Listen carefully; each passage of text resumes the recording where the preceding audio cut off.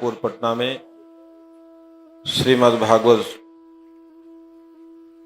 सप्ताह के अंतर्गत षष्ठ दिवस में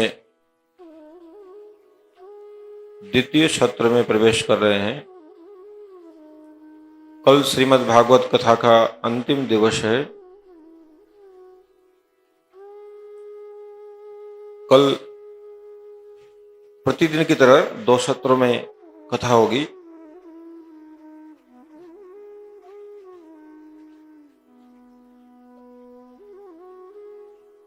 आनंद कंद वृंदावन चंद्र नंद नंदन भगवान श्री कृष्ण की अहित की कृपा भिक्षा करके आज हम लोग कथा में प्रवेश करने का प्रयास कर रहे हैं। सुबह के सत्र में हम लोगों ने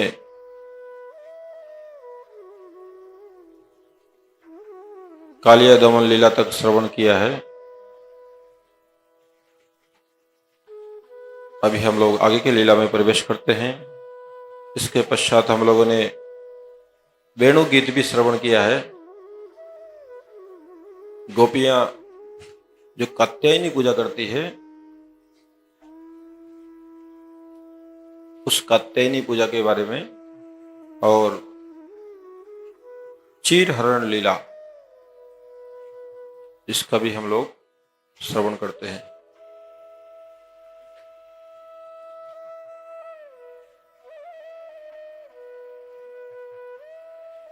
वेणु गीत में भगवान श्री कृष्ण की मधुर बंसी ने गोपियों का चित्त आकर्षित कर लिया, चित्त हरण कर लिया।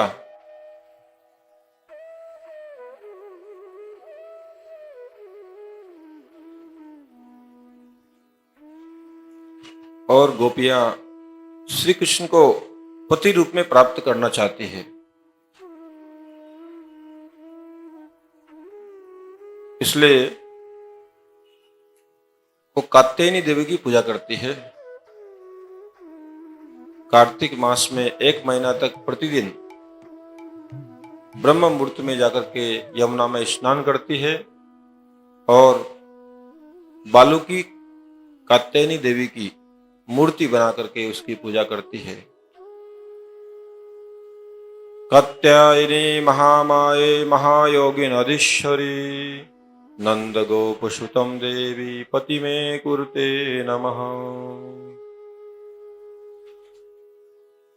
जब कात्यायनी देवी से प्रार्थना करती है, हे देवी, भगवान श्री कृष्ण हमें पति के रूप में प्राप्त हो।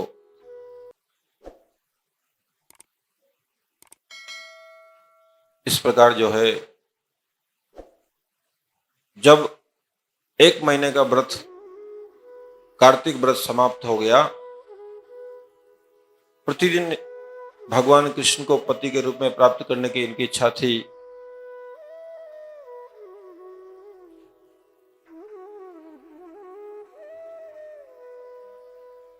अब भगवान श्री कृष्ण चीर हरण लीला करते हैं।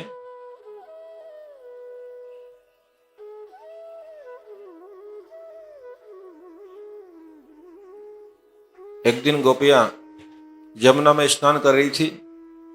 उस समय भगवान श्री कृष्ण उन सबके वस्त्र लेकर के पेड़ के ऊपर चढ़ जाते हैं और छुप करके बैठ जाते हैं। जब गोपियां बाहर की तरफ दृष्टि डालती है कि उनके वस्त्र नहीं है, तो वो इधर उधर देखती है तो उनको कृष्ण नजर आते हैं। पेड़ के ऊपर बैठे हुए कृष्ण नजर आते हैं कि कृष्ण ने हमारे वस्त्र चुरा लिए हैं। गोपियां बोलती है, कृष्ण, हम लोग को यमुना में बहुत ठंड लग रही है, हम बाहर निकलेंगे तुम हमारे वस्त्र वापस लौटा दो। भगवान बोलते हैं, मुझे वस्त्र लौटाना होता तो वस्त्र लिए क्यों थे मैंने? मुझे यदि वस्त्र आप लोगों को लौटाना है तो मैं वस्त्र लेके ऊपर क्यों चढ़ा? मैं वस्त्र लेके ऊपर चढ़ा हूं, इसके पीछे भी तो कोई कारण है।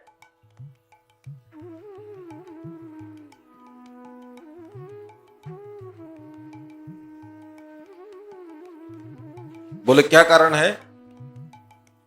बोले 1 महीने तक तुमने किस लिए मेरी पूजा की?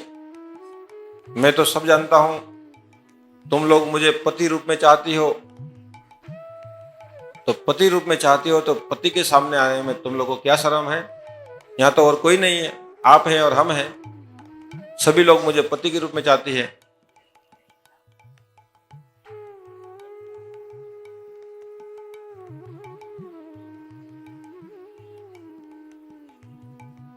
तो गोपियां जो है जिस अवस्था में थी उसी अवस्था में आती है, भगवान की परीक्षा में पास हो जाती है। फिर भगवान उन गोपियों को समझाते हैं, तुम सबने पवन देवता का अपमान किया है, वरुण देवता का अपमान किया है, नदी में सरोवर में कहीं भी निर्वस्त्र होकर तुम लोग को नहीं नहाना चाहिए। तुम लोग जो ये करती हो ये ठीक नहीं है। इसलिए तुम मेरी प्रेमिकाएं हो, तुम मुझे पति रूप में चाहती हो, तो क्या मेरा नाम बदनाम करोगी? यदि तुम गलत काम करती हो तो बदनाम फिर मेरा होगा। इसलिए तुम लोग को अपनाने से पहले मैं तुमका संशोधन कर लेता हूं। इसलिए जो है मैं आप लोग का संशोधन कर रहा हूं। माइकमैन,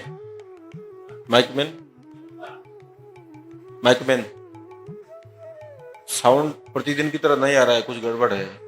प्रतिदिन बहुत अच्छा साउंड होता था, आज साउंड का बैलेंस ठीक नहीं है, तो इसको थोड़ा बैलेंस को ठीक करो।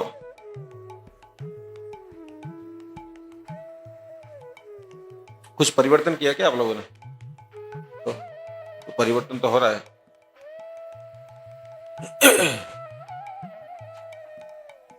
तो इस प्रकार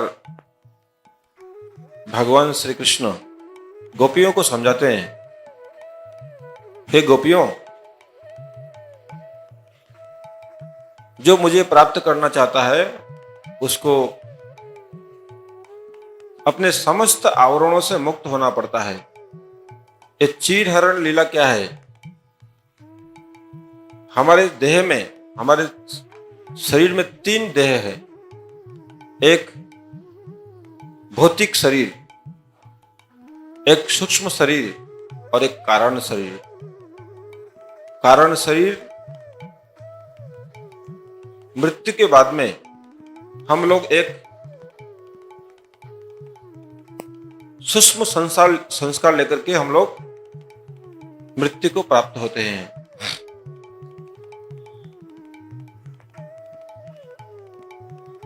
हमारा सूक्ष्म शरीर क्या है? मन बुद्धि अहंकार है। हमारा स्थूल शरीर क्या है? हमारा पांचभौतिक शरीर है। पंच कर्मेंद्रिय, पंच ज्ञानेंद्रिय इसमें है। मन बुद्धि अहंकार है। तो पंच कर्मेंद्रिय, पंच ज्ञानेंद्रिय युक्त हमारा जो शरीर है ये भौतिक शरीर है। इसके अंदर में एक सूक्ष्म शरीर है, मन बुद्धि अहंकार। और उसके भी अंदर सूक्ष्म, जब हम लोग मृत्यु को प्राप्त होते हैं उसके बाद में हम कारण शरीर को लेकर के जाते हैं, वो होता है सूक्ष्म संस्कार। तो तुम्हारी कहीं कोई आसक्ति है कि नहीं है? इसलिए मैं जो है परीक्षा करने के लिए यहां पर आया हूं।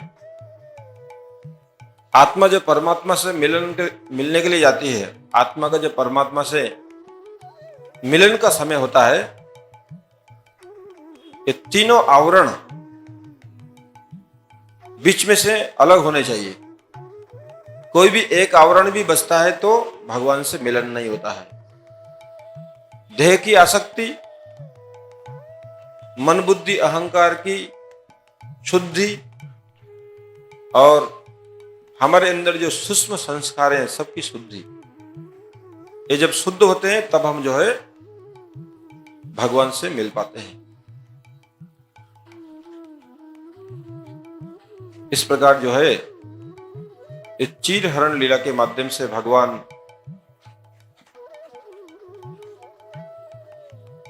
देवताओं का सम्मान करना चाहिए। सर्वत्र देवता लोग भ्रमण करते रहते हैं, इसलिए हमारी हर क्रिया को देवता लोग देखते हैं। तो गोपियों को जो है भगवान शिक्षा देते हैं।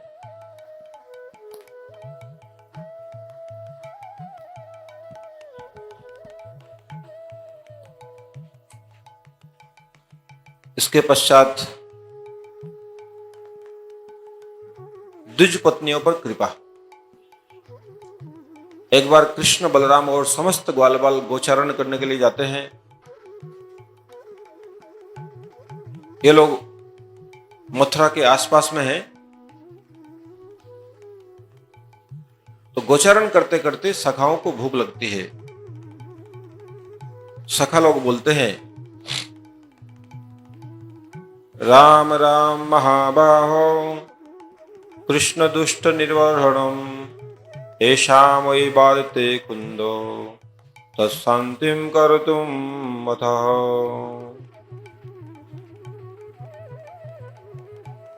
हे कृष्ण, हे बलराम, हम लोगों को भूख लगी है, कुछ खाने की व्यवस्था करो। तो कृष्ण बलराम बोलते हैं कि पास में ब्राह्मण लोग यज्ञ कर रहे हैं,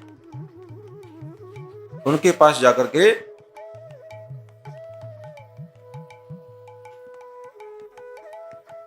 भोजन मांग के ले आओ, मेरा नाम बोलने से वो लोग दे देंगे।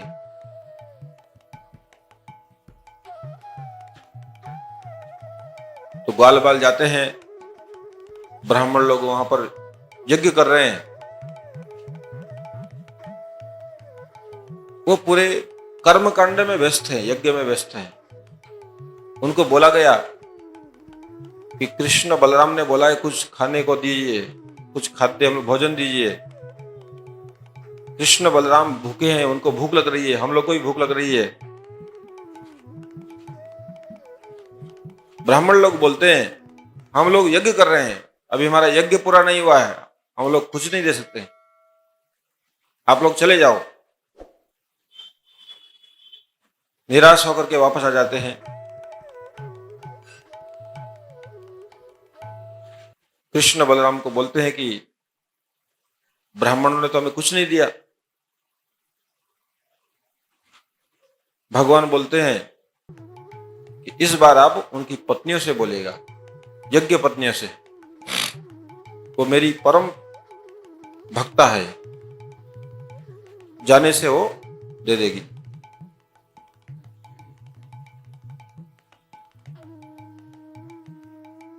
जैसे द्विज पत्नियों को, ब्राह्मणों की पत्नियों को जाकर के ग्वाल बाल बोलते हैं,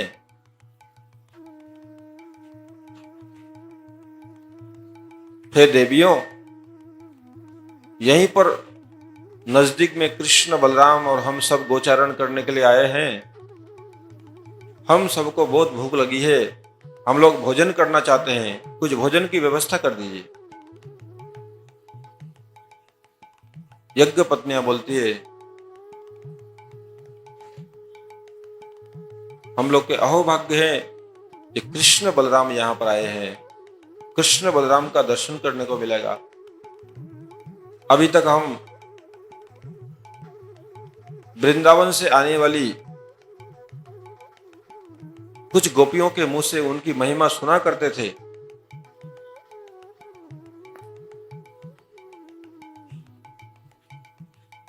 कुछ फूल तोड़ने वाली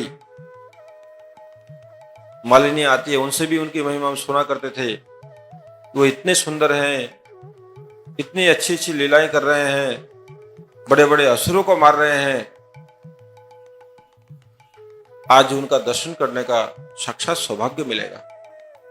जब से उनके बारे में सुन रही है तब से उनके प्रति हमारा प्रेम हो गया है। तो यज्ञ पत्नियां उनके पास जो कुछ भी है सब कुछ लेकर के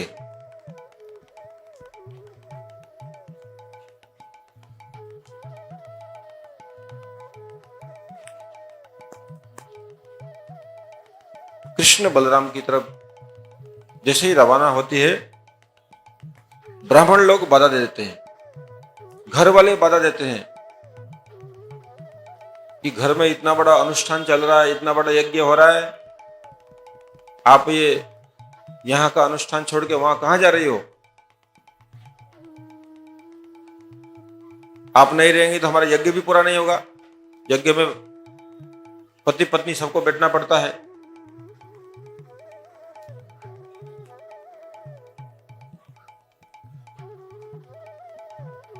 यज्ञ पत्नियां बोलती है,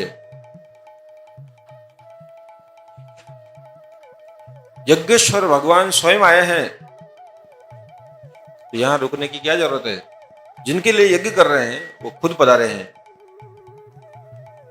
तो द्विज पत्नियों को घर वाले सब बाधा देते हैं, किंतु वो किसी की बात नहीं मानते हैं। सब लोग कृष्ण बलराम के पास में आती है। एक द्विज पत्नी को वो लोग, एक ब्राह्मण जो है अपनी पत्नी को घर में बंद कर देता है, ताला लगा के बंद कर देता है, नहीं जाने देंगे तुमको। किंतु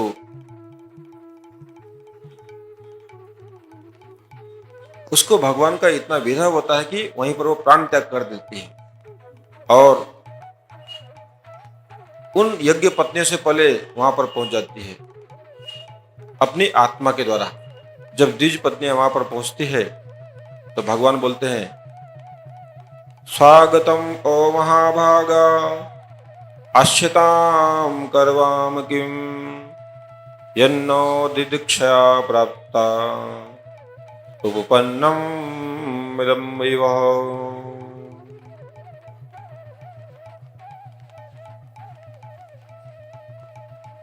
स्वागतम स्वागतम, आप सबका स्वागत है, आप लोग आइए।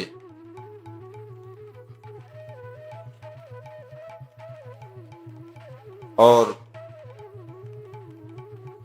यज्ञ पत्नियां बहुत प्रेम से कृष्ण बलराम का दर्शन करती है, उनको प्रणाम करती है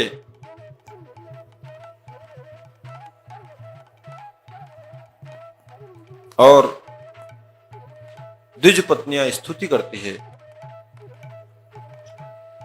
मैवं विभो अर्हति भवान गदितं नृशंस सत्यं कुरुष्व निगमं तत्पादमूलं प्राप्ता वयं तुलसीदाम पदावृष्टं कैशे निबोध अलंग समस्त बंधुं।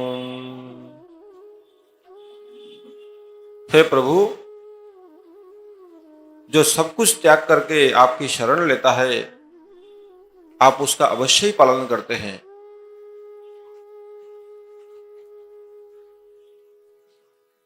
इसके बाद में द्विज पत्नियां बोलती है, गृहन्ति नो न पते पितरौ श्रुतावान भातृबंधन सुहृद कुतये वचन्यो तस्माद् भवत् प्रपदयो पतितात्मनां नो न अन्या भवेद् गतिं वरिन्दं तद्वेद्यो।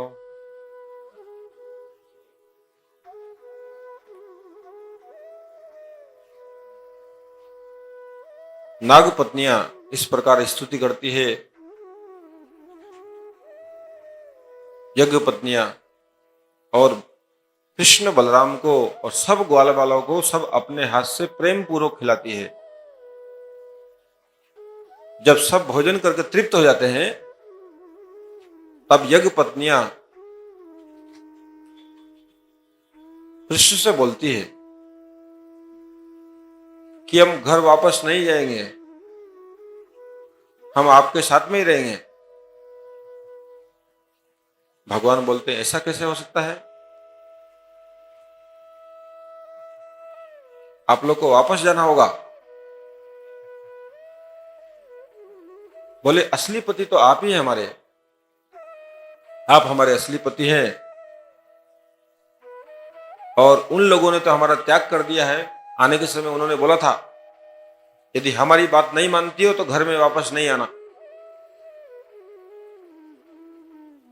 तो हम तो घर वालों से, अपने पति से, सबसे लड़ाई करके, सबसे विद्रोह करके आपके पास में आए हैं। अब आप हमें स्वीकार करिए। तो कृष्ण बोलते हैं,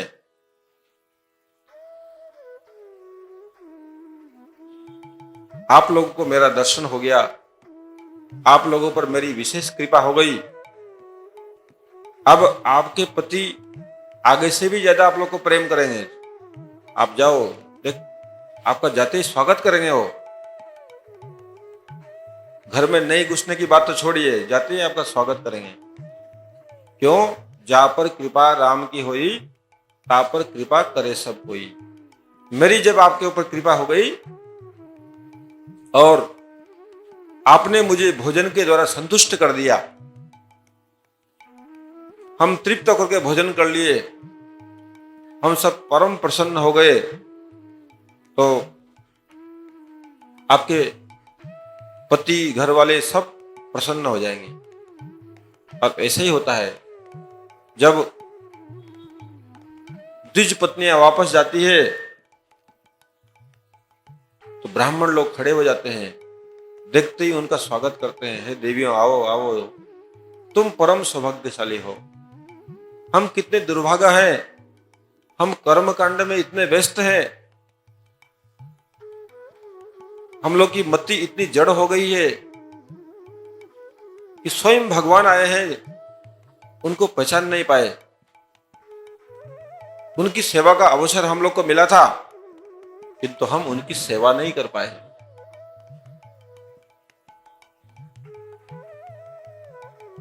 वो सेवा का अवसर आप लोगों को मिला है। इस प्रकार जो है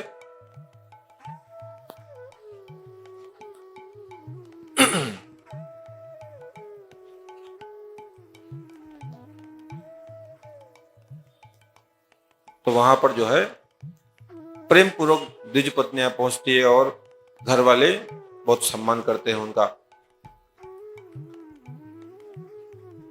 और जाने से पहले कृष्ण ने भी द्विज पत्नियों को बोला था, हे द्विज पत्नियों,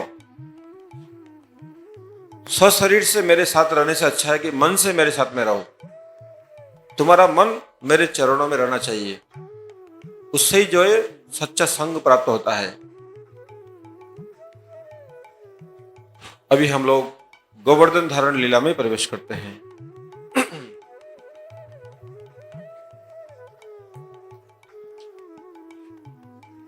एक बार जो है नंद बाबा और समस्त ग्वाल बाल जो है इंद्र की पूजा करने के लिए बहुत बड़ा आयोजन कर रहे हैं।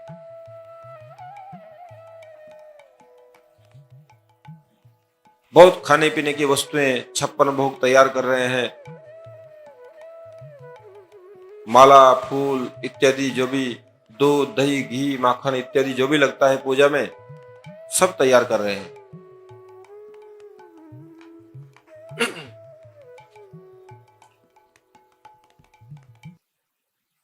तो कृष्ण भगवान नंद बाबा से पूछते हैं,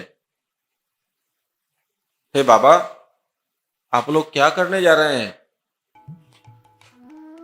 बोले, हम लोग हमारे जो भगवान हैं, ब्रज के जो भगवान हैं इंद्र, उनकी पूजा करने जा रहे हैं। ये इंद्र हम लोग को वृष्टि करता है, वृष्टि होने से हम लोग कृषि कर पाते हैं, पेड़ पौधे होते हैं, हमारी इतनी गायें हैं, उनको खाद्य प्राप्त होता है। इस प्रकार हम लोग इंद्र के ऊपर आश्रित हैं, इसलिए हम लोग इंद्र की पूजा करते हैं हर साल।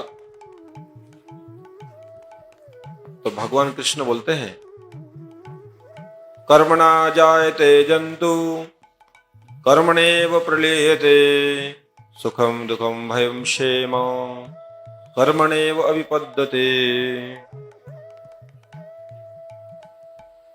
स्वभावतंत्रो हि जन स्वभावम् अनुवर्तते। स्वभाव इदं सर्वं सर्वदेव सुरमानुषम।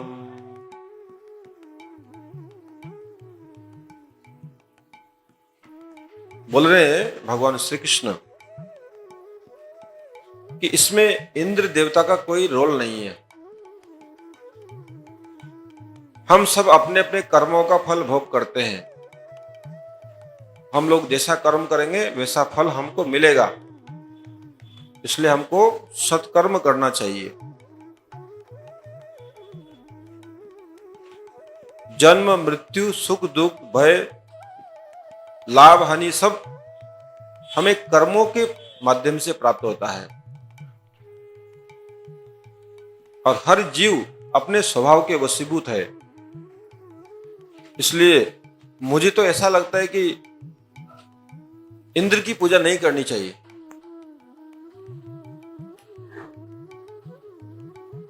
कृष्ण भगवान 7 साल के हैं उस समय, छोटे से बालक हैं।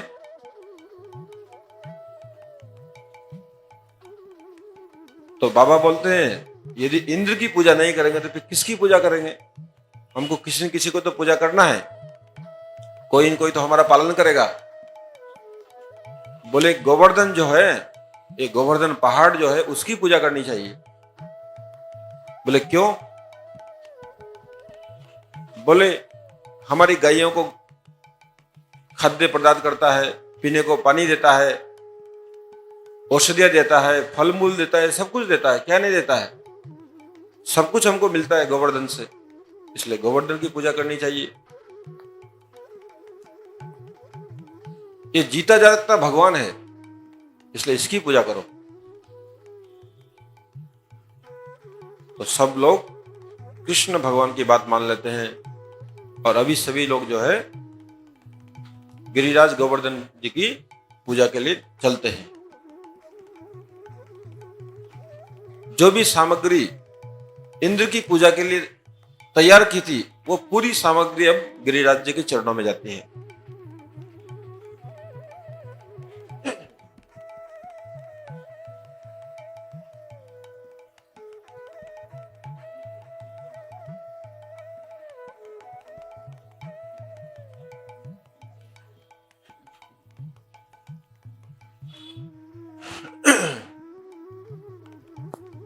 सब ब्रजवासी जो है इंद्र की पूजा के लिए जितने भी कुछ लेके आए हैं, सब खाने पीने का सामग्री एकदम पहाड़ की तरह जमा करते हैं,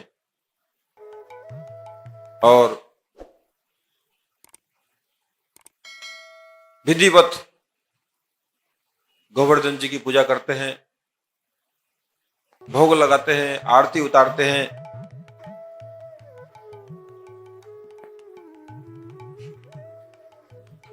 जब इंद्र को पता लगता है कि एक छोटे से बालक के कहने के इन ब्रजवासियों ने मेरी वर्षों वर्षों चली आ रही परंपरा को तोड़ दिया, तो उन्होंने जो है प्रलयंकारी मेघ को आदेश कर दिया, जाओ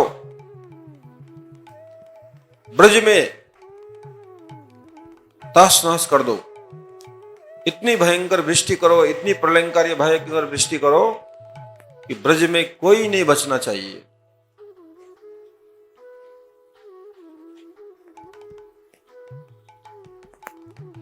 बहुत भयंकर बारिश होती है।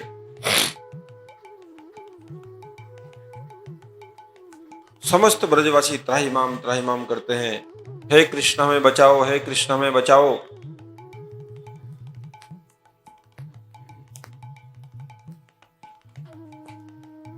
कृष्ण भगवान बोलते हैं चिंता मत करो, सब मेरे पास में आ जाओ, और हम लोग सब लोग गिरिराज गोवर्धन की शरण में चलते हैं। वो हमें बचाएंगे, वो हमारी रक्षा करेंगे।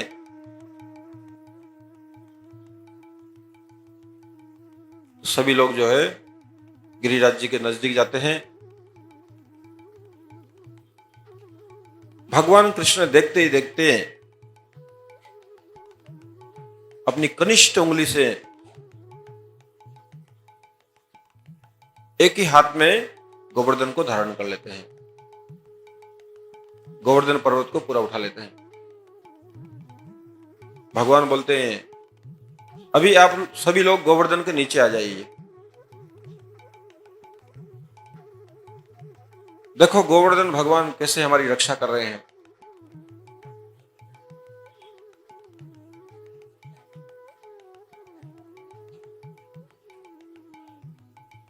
सात दिन तक प्रलयंकारी वृष्टि होती है और 7 दिन तक भगवान ने गोवर्धन को धारण किया है।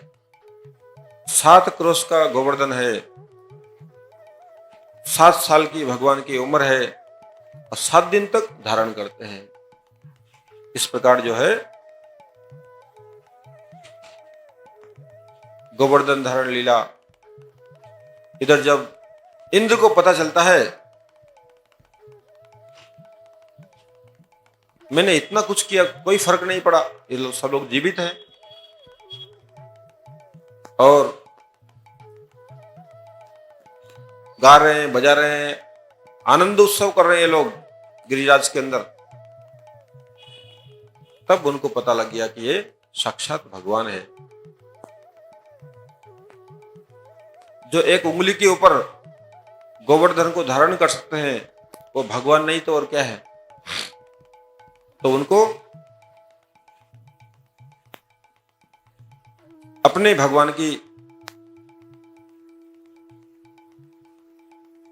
जिन भगवान की वो आराधना करता है उन भगवान के बारे में पता चला कि यही मेरे जो आराध्य हैं भगवान नारायण वही कृष्ण बनकर के लीला कर रहे हैं। इंद्र जो है सुरभि गाय को लेकर के आता है साथ में और ऐरावत हाथी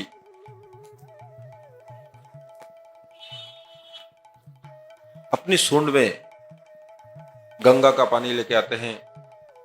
यहां पर आकर के इंद्र जो है साष्टांग दंडवत प्रणाम करता है, क्षमा चाहता है, हे प्रभु मुझे क्षमा कर दीजिए, मैं अज्ञ हूं, मूर्ख हूं, बालक हूं, मैंने बहुत बड़ा अपराध किया है आपके चरणों में, मुझे क्षमा कर दीजिए।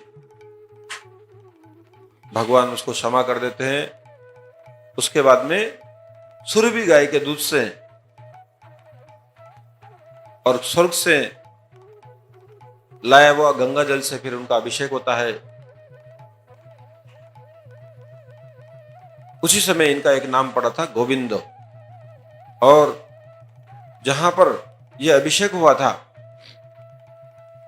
वो जगह है गोविंद कुंड। परिक्रमा मार्ग में एक गोविंद कुंड है, वहां पर अभिषेक हुआ था। इस प्रकार जो है भगवान का बहुत सुंदर अभिषेक होता है। और भगवान इंद्र को सांत्वना देकर भेजते हैं, हे इंद्र, इस तरह अपने पद का अहंकार नहीं करना चाहिए, इस तरह अहंकार में चूर नहीं होना चाहिए। मैंने ही तो तुमको इंद्र बनाया। जिस तरह तुमको अहंकार हुआ, ब्रह्मा जी को भी अहंकार हो गया था, ब्रह्मा जी भी मुझे पहचान नहीं पाए। तुम लोगों में यही समस्या है, जब मैं पद देता हूं तब तुम हमको भूल जाते हो। मुह्यंती यत सूर्य। इस प्रकार जो है गोवर्धन धारण लीला होता है। अभी हम भगवान की परम पावनमयी रास लीला में प्रवेश करते हैं।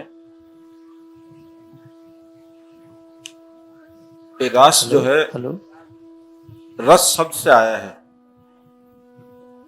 रसो वैशः, भगवान श्री कृष्ण रस स्वरूप है। जब बहुत सारे रसों का एक छात्र में प्राकट्य होता है, बहुत सारे रसों का एक साथ में प्रादुर्भाव होता है, जहां पर आत्मा और परमात्मा का मिलन होता है। गोपियां इतने वर्षों से भगवान की प्राप्ति के लिए, उनको पति रूप में पाने के लिए जो साधना कर रही थी, उसको पूर्ण करने की आज भगवान की इच्छा हुई है। सबको परम रस में डुबोने की। भगवान रस स्वरूप हैं, अखिल रसामृत सिंधु है, समस्त रसों के सागर हैं। जब भगवान ने देखा गोपियां अभी मेरे मिलन की अधिकारी है, उन्होंने इस संसार की मोह माया को त्याग कर दिया है, हर कार्य मेरी प्रसन्नता के लिए करती है, जीवन संपूर्ण रूप से मुझे समर्पित कर दिया है, मुझे ही सर्वस्व मानती है। मेरी प्राप्ति के लिए उन्होंने कात्यायनी का व्रत किया है, यमुना में स्नान किया है। जब मैंने चीरहरण लीला की उसमें भी वो पास हो गई, तो अब मुझे उनको भी परम सुख देना चाहिए। तो भगवान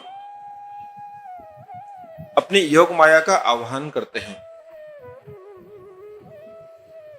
योग माया को बोलते हैं, मैं अभी रास करना चाहता हूं, तुम जो है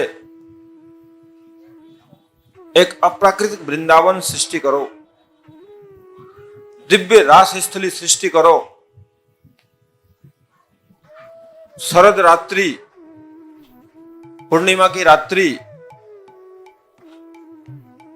यहां पर सुंदर सुंदर उपवन हो, सब वृक्ष पुष्पों और फलों से लदे हो, यमुना मंद मंद प्रभावित हो रही हो, सुमंद पवन प्रभावित हो रही हो, चंद्रमा अपनी चांदनी को बिखेर रहा हो, ऐसी सर्वोत्तम शरद पूर्णिमा की रात्रि को सृष्टि करो। भगवान के आदेश से योग माया उस शरद पूर्णिमा की रात्रि को सृष्टि करती है। उस समय भगवान कदम्ब के वृक्ष के नीचे खड़े होकर के बंसी बजाना शुरू करते हैं। विभिन्न प्रकार के सुर बंसी में बजाते हैं। जैसे ही बंसी की ध्वनि गोपियों के कानों में पड़ती है, गोपियां भाव विभोर हो जाती है, प्रेम विभोर हो जाती है। हमारे प्राणनाथ हम लोग को याद कर रहे हैं, हमारे प्राणनाथ हमको बुला रहे हैं।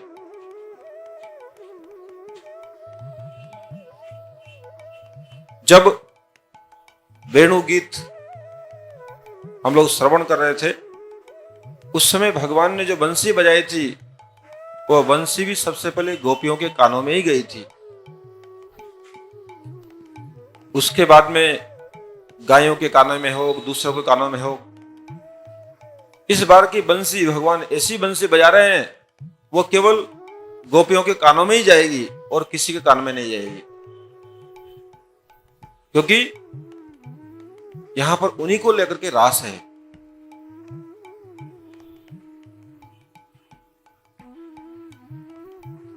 जो गोपी जिस अवस्था में है दौड़ पड़ती है। कोई अपना श्रृंगार कर रही है, आधा श्रृंगार की अवस्था में दौड़ पड़ती है। कोई वस्त्र परिधान कर रही है, जिस अवस्था में दौड़ पड़ती है। कोई पति की सेवा कर रही है, पति की सेवा को उसी अवस्था में छोड़ के भागती है। कोई अपने बच्चे को दूध पिला रही थी, उसी अवस्था में छोड़ के भागती है। कोई गोपी भोजन बना रही थी, आधा बना हुआ भोजन उसी अवस्था में छोड़ के भागती है। कोई गोपी गोदोहन कर रही थी, बीच में छोड़ के भाग चलती है। इन्होंने लोक लाज, देह अभिमान, कर्ताभिमान सब कुछ त्याग किया है। भगवान से मिलन के लिए एक भक्त की जो योग्यता होती है, वो सब इन्होंने अर्जन की है। इसलिए इस संसार में जितने भक्त हैं उसमें गोपियां जो है भक्त शिरोमणि है। वो प्रेम की पराकाष्ठा है, वो प्रेम स्वरूपा है। जो प्रेम स्वरूपा होता है वही भगवान के चरणों में स्थान पाता है, वही भगवान से मिलन का सुख प्राप्त कर पाता है। और इन सब गोपियों में श्रेष्ठ है श्रीमती राधा रानी। तो गोपियां, राधा रानी सभी दौड़ पड़ती है, भगवान कृष्ण के पास में आती है। भगवान कृष्ण का दर्शन करके भाव विभोर हो जाती है। भगवान कृष्ण बोलते हैं, हे देवियों, तुमने मेरा दर्शन कर लिया, तुमने शरद पूर्णिमा की रात्रि का भी दर्शन कर लिया, इस वृंदावन का अपूर्व सौंदर्य भी दर्शन कर लिया। अब तुम वापस जाओ। एक सती नारी को, आप सब सती नारियां हैं, आपके अपने अपने पति हैं, पति सेवा को छोड़ के आपको यहां पर नहीं आना चाहिए था। ठीक है, मेरी बंसी सुन करके आप टिक नहीं पाई, आ गई, कोई बात नहीं है, मेरा दर्शन हो गया। यहां का सौंदर्य का भी दर्शन कर लिया, अब आप लोग जाओ। नहीं तो आपके पति, आपके घर वाले आप लोग को स्वीकार नहीं करेंगे। लोक मर्यादा भी तो एक चीज है, लोक मर्यादा की रक्षा करो।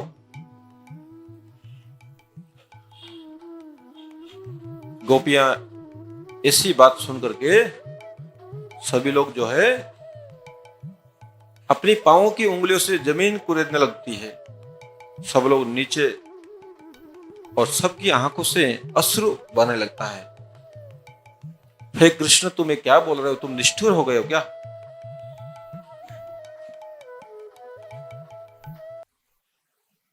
आप बोलते हैं हम सती धर्म को नष्ट कर रहे हैं, हम पति सेवा से दूर आए हैं, पति का त्याग किया है, हम शास्त्र विरुद्ध आचरण कर रहे हैं। आपका शास्त्र क्या बोलता है? आप ही तो जगतपति हैं, आप ही तो जगन्नाथ हैं, आप ही तो सबके असली स्वामी हैं। तो मैं उनको छोड़ करके यदि आपके पास में आई हैं, इसमें हमने क्या अन्याय किया है? आप ही हमारे जीवन के सर्वस्व हैं। अब हम प्राण त्याग कर देगी किंतु वापस नहीं जाएगी। भगवान बहुत समझाते हैं, श्रवणात् दर्शनात् ध्यानात् मयि भाव अनुकीर्तनात् न तथा सन्निकर्षेण प्रयातु तथो गृहान्। हे गोपियों, मेरी कथा का श्रवण करने से, मेरी कथा का कीर्तन करने से, मेरा सुमिरन करने से और मन मेरे चरणों में लगाने से जैसा मेरा सानिध्य प्राप्त होता है, वैसा सानिध्य मेरे पास में रहने से प्राप्त नहीं होता है। तुम दूर से यदि मेरा गुणगान करोगी, मेरा सुमिरन करोगी, उसमें ज्यादा तुमको लाभ मिलेगा। मेरे निकट रहने से तुम्हारा प्रेम कम हो जाएगा, आप सबका प्रेम कम हो जाएगा। इसलिए जिससे प्रेम होता है, ज्यादा नजदीक रहने से प्रेम थोड़ा कम हो जाता है। सच्चा प्रेम होता है तो बढ़ता रहता है, प्रतिक्षण वर्धमानम।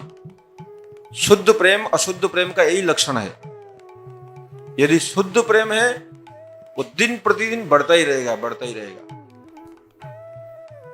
और सकाम प्रेम है, कामना वासना को लेकर प्रेम है, स्वार्थ के वशीभूत प्रेम है, वो धीरे धीरे कम होता जाता है।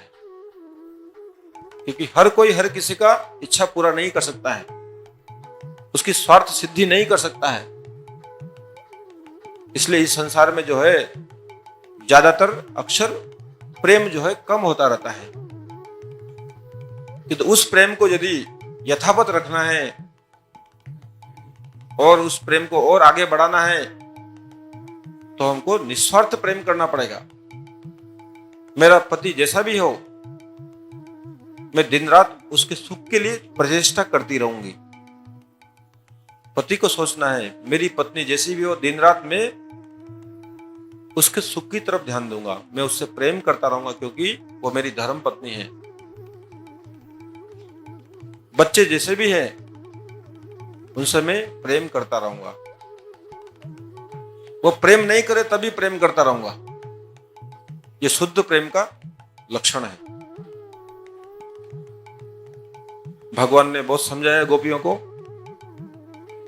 बहुत समझाने के बाद में भी जब गोपियां नहीं समझती है तो भगवान समझ गए मैं इनकी परीक्षा ले रहा था, ये परीक्षा में उत्तीर्ण हो गई। ये गोपियां हमेशा ही पास कर जाती है। मैंने चीर हरण किया वहां भी पास कर गई, रासलीला में प्रवेश करने से पहले भी इनकी परीक्षा ले रहा था। देखो वापस जाती है कि नहीं जाती है, अभी भी नहीं गई, पास कर गई। अब तो इनको रासलीला का अधिकार है। संसार का कोई व्यक्ति नहीं बोल सकता है कि इनको मेरे मिलन का अधिकार नहीं है। ये शास्त्रों का सार जानती है। इन्होंने किसी वेद विद्यालय में जाकर के वेद नहीं पढ़े हैं, गीता भागवत नहीं पढ़ा है, शास्त्र नहीं पढ़े हैं, फिर भी ये वेदों का सार इनको पता है। वैदेश्य सर्वे रहमेव वेद्यो, समस्त वेदों का सार क्या है? भगवान को जानना, भगवान ही परमेश्वर है इसको जानना, यही सब वेदों का सार है। वो सार इनको पता है कि मैं ही जो है इस जगत का जगतपति हूं, जगन्नाथ हूं, विश्व का सृष्टा हूं, विश्व का आदि अनादि हूं। ईश्वर परम कृष्ण सच्चिदानंद विग्रह, अनादि आदि गोविंद सर्व कारण कारणम। समस्त कारणों का मूल कारण मैं हूं। मैं आदि अनादि हूं, मेरा कोई अंत नहीं है, मेरा कोई आरंभ नहीं है। ये बात इनको पता है। और कृष्ण से प्रेम करना ही, भगवान से प्रेम करना ही जीवन का सार है, ये इनको पता है। अब जो है भगवान पुनः वंशी बजाते हैं।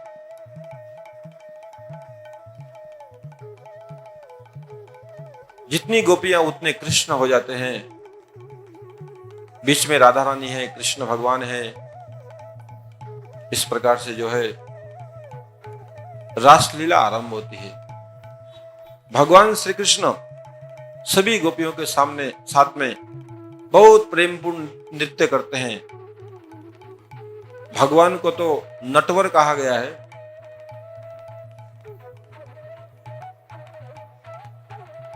वो नृत्य करने वालों में सर्वोत्तम है। भगवान शिव नटराज है, ये नटवर है। तो जो है इस संसार में जितने भी नृत्य करने वाले हैं उनके मूल नायक भगवान कृष्ण है। इस संसार में जितने भी नृत्य कलाकार हैं, चाहे वो देवियां हो, चाहे वो पुरुष हो, स्त्रियां हो चाहे पुरुष हो, बड़े बड़े एक्टर हैं, बड़े बड़े हीरोइन हैं, बड़े बड़े शास्त्रीय संगीत पर नृत्य करने वाले हैं, अच्छे अच्छे नर्तक हैं, जिनको हम लोग गंधर्व की श्रेणी में लाते हैं। मूल गंधर्व श्री कृष्ण है, मूल गांधर्विका राधा रानी है। इसलिए राधा रानी का एक नाम है गांधर्विका। संगीत की आदि गुरु है राधा रानी, संगीत की, नृत्य की आदि गुरु है। हर कला में निपुण है राधा रानी। इसलिए भगवान श्री कृष्ण, राधा रानी ये नृत्य कला में एक नंबर में है। गोपियां भी नृत्य कला में एक नंबर में है, भगवान कृष्ण भी एक नंबर में है। तो कितना सुंदर नृत्य होगा, कितना सुंदर नृत्य चल रहा होगा, आप ही मन मन में कल्पना कर लीजिए।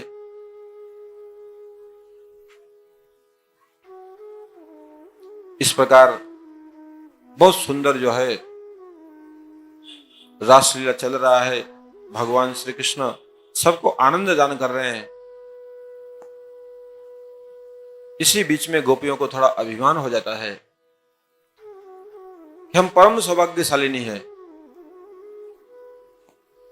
इस संसार में असंख्य जीव हैं, असंख्य नारियां हैं, सबको छोड़ करके भगवान हमारे साथ में रास कर रहे हैं। हम परम सौभाग्यशालिनी हैं। जैसे ही गोपियां अपने बारे में सोचने लगती है, भगवान को भी अभिमान हो जाता है। ये अपने बारे में सोचने का समय नहीं है, मेरे बारे में सोचना है। तुम तो दिन रात मेरे ही बारे में सोचती हो, अभी कुछ समय के लिए तुम लोगों ने अपने बारे में सोच लिया। आत्म इंद्रिय प्रतिवांछा तारे बोली काम, कृष्ण इंद्रिय प्रतिवांछा धोरे प्रेम नाम। अपने सुख के बारे में हम जो भी सोचते हैं वो काम है। कृष्ण के सुख के बारे में जो भी सोचते हैं या करते हैं वो क्या है? प्रेम है।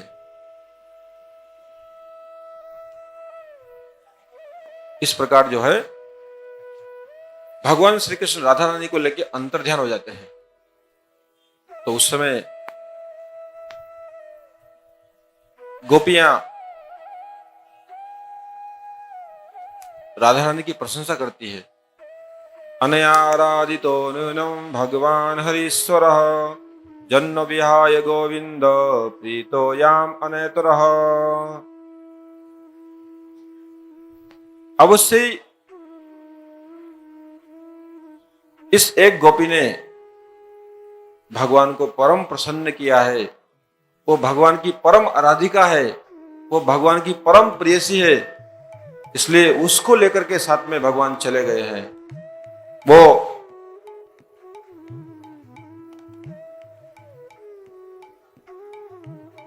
राधा रानी से इतना ज्यादा प्रेम करते हैं कि उनको साथ में लेके गए हैं।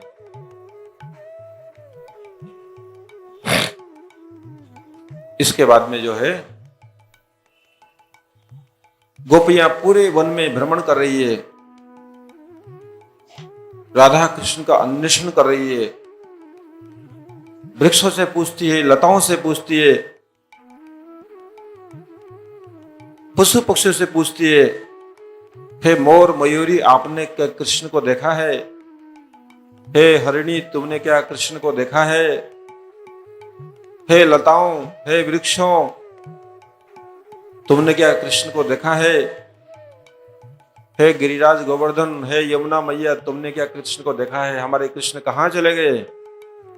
हमारे प्राणनाथ कहां चले गए? उनके बिना हम जी नहीं पाएंगे, आप उनका पता बताओ। गोपियां रो रही है, विलाप कर रही है। गोपियां जब इस प्रकार रोती है, विलाप करती है, उसी समय उनके मुंह से एक गीत प्रकटित होता है, विरह गीत। वो गीत क्या है? गोपी गीत। ये गोपियों की विरह वेदना है, ये गोपियों का हृदय की तड़प है भगवान के विरह में।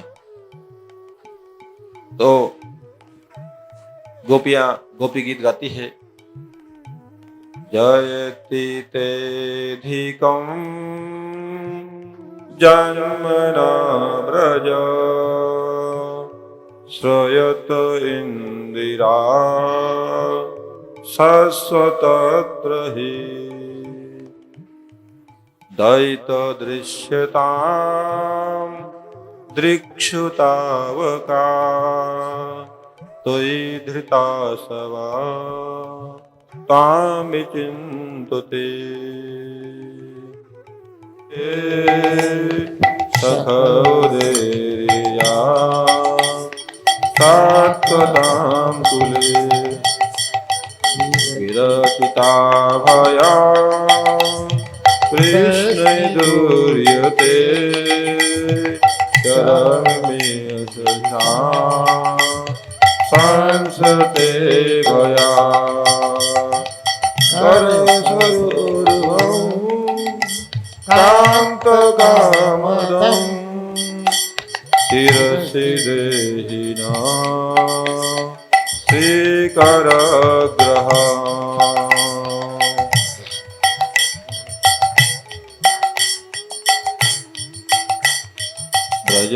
व्रजजनार्तिहा तीरजोषिता निजजनस्मधं धंसनस्मितो भज सखे भव किङ्करीष्मा जलुर्वननौ चारुदर्शय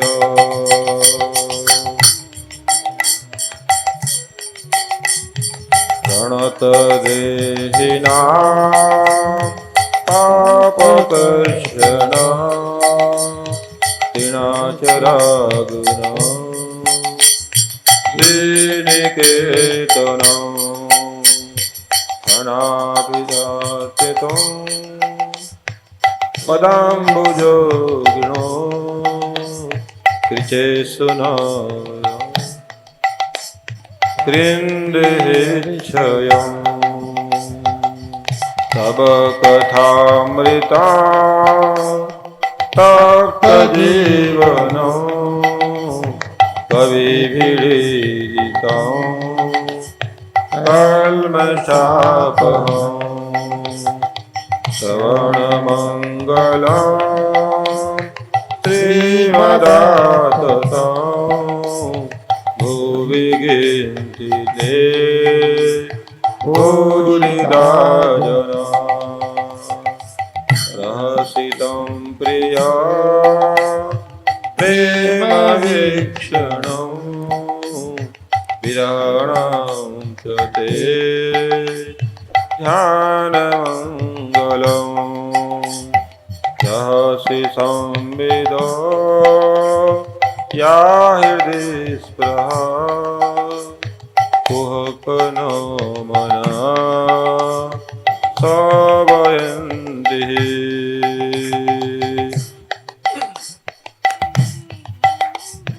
चलसि यद्व्रजा आचरन्तु नलिनसुन्दरं नाथ ते पदं शीलतिराङ्कुरे सीदतीति नः कलिलता मनाकान्तवत्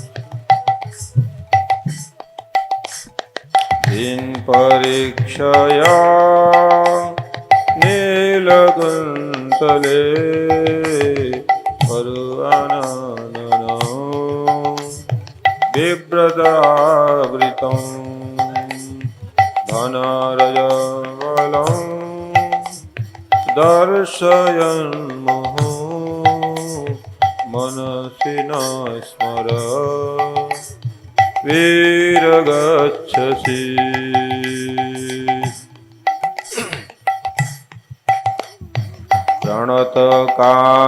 प्रणतकामदां पद्मजार्चितां धरणिमण्डन ध्येयमापदि चरणपङ्कजा सन्तमञ्जते रमणनस्तने अपरदेहन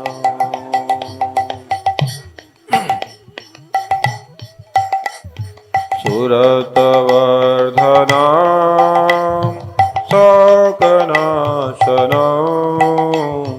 सरितवेणुना सुष्ठुचुम्बितं तरराग विस्मापर्णिना वितरवीरना ते अध्रामृतम् अटति यद्भवान् अन्निकाननं त्रुटियुगायितं तामपश्यताम्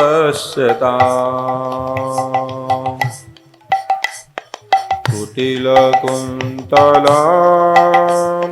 श्रीमुखं च ते जडमुदीक्षता भस्मकृतदृशा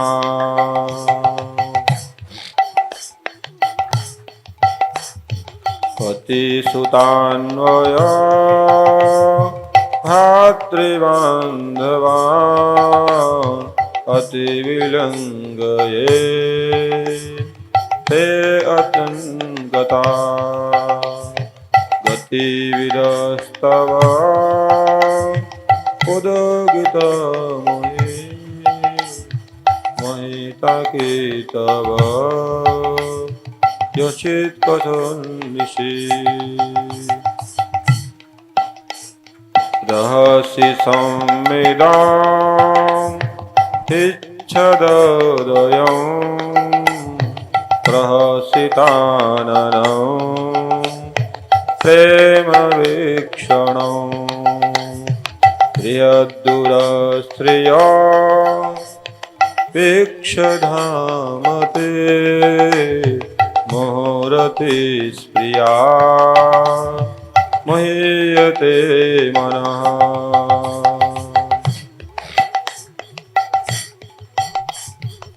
ब्रजवनौकशा व्यक्तिरङ्गते सृजन्अस्त्रलं विश्वमङ्गलम् तेजमनाख च नास्ततः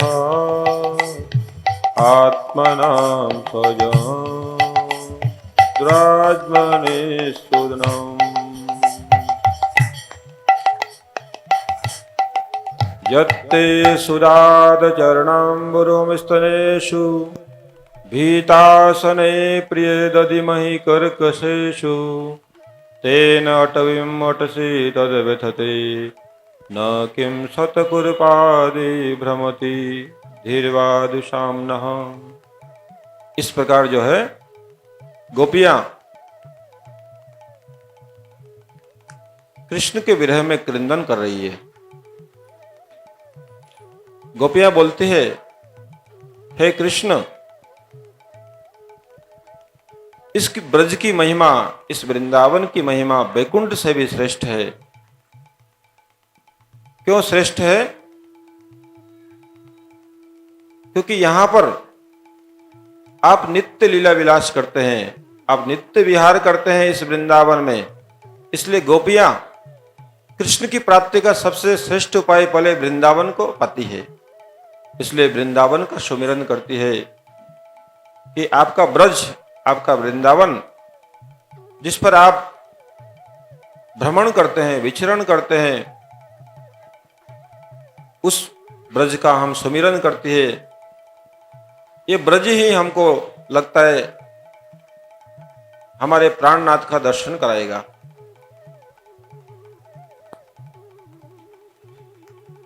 गोपियां कहती है, आपके नेत्र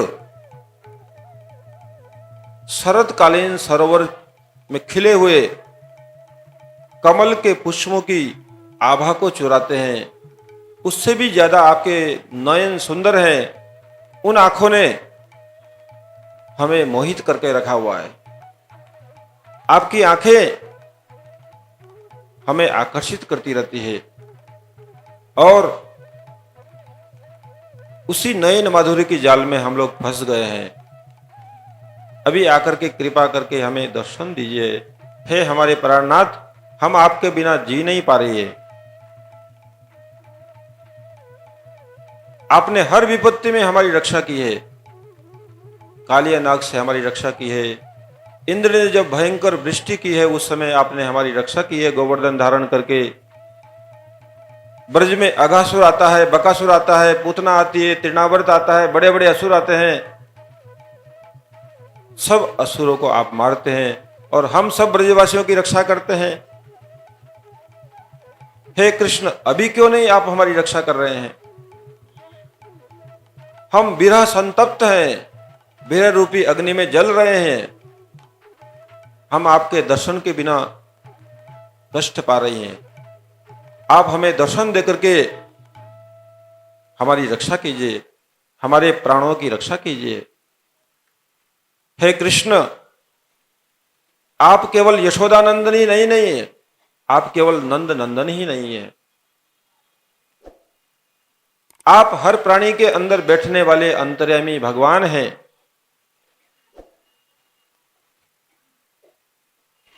इसलिए आप हमारे भी प्राणनाथ हैं। इसलिए हमारी भी आप रक्षा करिए, हमें आकर के दर्शन दीजिए।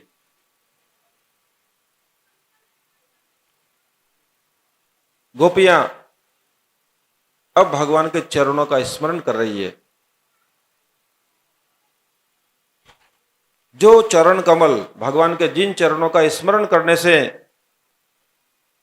माया का भय नहीं रहता है, संसार का भय नहीं रहता है,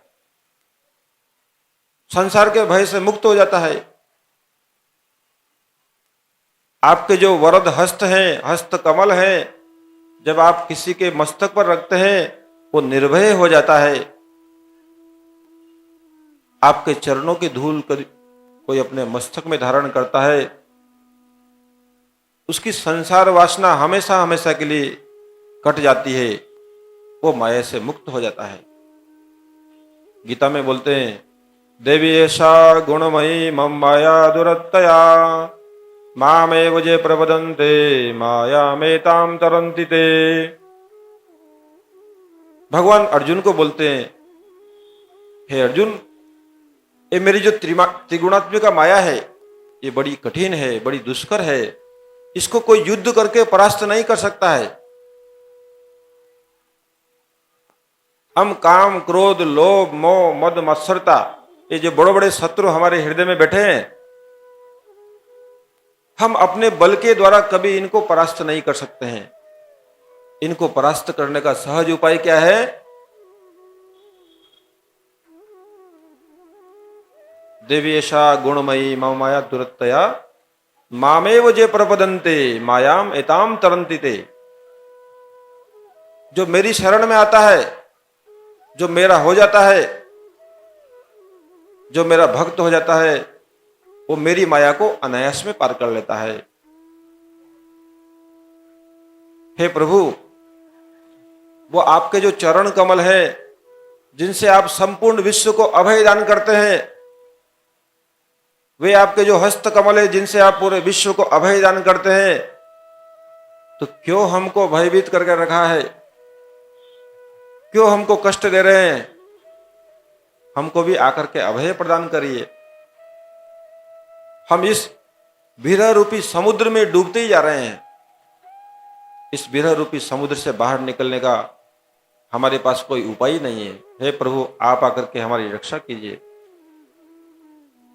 गोपियां अभी भगवान के मुखमंडल को निहार रही है। भगवान जो मधुर मधुर बंसी बजाते हैं, मयूर पुच्छ धारण करते हैं, वनमाला धारण करते हैं, पीतांबर परिधान किए हुए हैं, उनके मुखमंडल में मधुर मधुर मुस्कान है। अपनी मुखमंडल की प्रेम विचित्र के द्वारा वो गोपियों को आकर्षित कर रहे हैं। उस रूप माधुरी का गोपियां पान कर रही है और उस रूप माधुरी का पान करते करते भगवान से प्रार्थना करती है, उसी आपके परम सुंदर रूप का हमें पुनः दर्शन कराइए।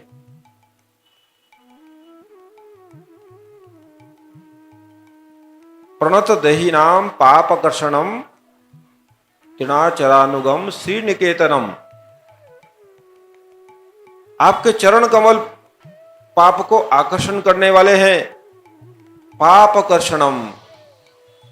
कृपया हल्ला शांत रखें, शांति बनाए रखें, माताएं शांति बनाए रखें। यही चरण कमल आपने कालिया नाग के ऊपर दिए थे। उन्हीं चरणों को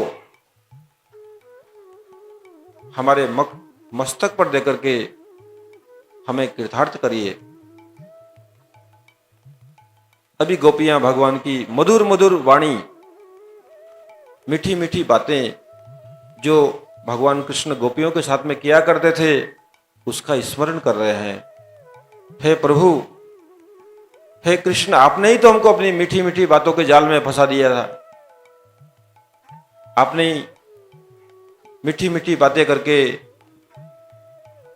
चिकनी चुपड़ी बातें करके हम लोग को अपनी वाणी के जाल में, अपने वाक्य के जाल में हम लोग को फंसा दिया है। अब उस मधुर मधुर वाणी को हम लोग को सुनाइए। हम आपकी वो मीठी मीठी वाणी को पुनः सुनना चाहते हैं।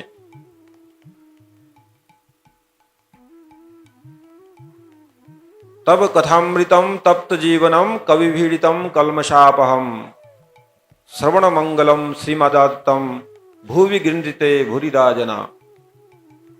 अब गोपियां जो है भगवान की कथा की महिमा बता रही है। आपकी कथा की क्या महिमा है? तब कथामृतम तप्त जीवनम। आपकी कथा इस संसार में त्रिताप ज्वाला में दग्धीभूत जीवों को परम शांति प्रदान करती है, शीतलता प्रदान करती है। इस संसार में तपे हुए जीवों को परम शांति प्रदान करती है। तब कथामृतम तप्त जीवितम। तो इस संसार में त्रिताप ज्वाला में दग्धीभूत जीव, त्रिताप ज्वाला में जो जीव कष्ट पा रहे हैं, दिन रात दुख पा रहे हैं, उनके लिए आपकी कथा अमृत का काम करती है। कवि भीड़ितम कल्मषापहम, एवं जीवों के समस्त अमंगल का नाश करने वाली है।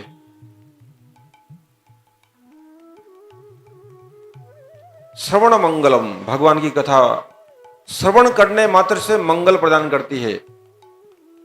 दूसरे साधन देरी से फल प्रदान करते हैं, किंतु भगवान की कथा श्रवण मंगलम, सुनने मात्र से जीव का कल्याण करते हैं। इस संसार में जो आपकी कथाओं का गान करते हैं, वो इस संसार में श्रेष्ठ दाता हैं। जो भगवान की कथा का दान करते हैं, जो भगवान की कथा कहते हैं, गोपियां कहती है भूरिदा जना, वो इस संसार के अंदर श्रेष्ठ वस्तु का दान कर रहे हैं। कोई अन्न दान करता है, वो अन्न दान एक समय, दो समय के लिए, एक महीने, दो महीने के लिए उसको पर्याप्त होता है। कोई ज्ञान दान करता है, वो ज्ञान उसके जीवन को कुछ समय तक खुश रखता है। एक समय ज्ञान भी जो है बहुत बार जवाब दे देता है। बड़े बड़े ज्ञानी, बड़े बड़े पंडित डिप्रेशन में जाते हुए देखा है। बहुत बड़े बड़े विद्वान हैं, बहुत बड़े बड़े ज्ञानी हैं, पंडित हैं, फिर भी डिप्रेशन में चले जाते हैं। परिवार में कुछ दुर्घटना घट जाती है, वहां उनका ज्ञान फेल हो जाता है। किंतु जो भगवान के कथा प्रेमी है, जो सत्संग प्रेमी है, जो भगवान के प्रेमी के हैं, शुद्ध भक्त हैं, वो अनायास में उस शोक समुद्र से बाहर निकल जाते हैं। उनके जीवन में कोई उस तरह का विपत्ति नहीं होता है। अभी भगवान कृष्ण की जो मधुर मधुर मुस्कान है, वो छवि गोपियों के सामने तैर रही है, उसका भी स्मरण कर रहे हैं। हे प्रभु, आप जब गोचारण करने जाते हैं उस समय जो आपके कोमल कोमल पांव हैं, जिन पांवों को हम अपने शरीर में स्पर्श करने से डरती है कि कहीं हमारे कठोर श्रीअंग आपके चरणों को कष्ट न प्रदान कर दे, दुख न दे, उन्हीं कोमल चरणों से आप वृंदावन के जंगलों में कंकड़ पत्थर कांटों के ऊपर चलते हैं। इसको स्मरण करके हम लोग दुखित हो रही है। अभी आप वन वन में भ्रमण कर रहे हैं, पता नहीं आपके पांव में कहां कंकड़ चुभ रहे हैं, कहां कांटे चुभ रहे होंगे, उसका स्मरण करके हम दुखी हो रही है।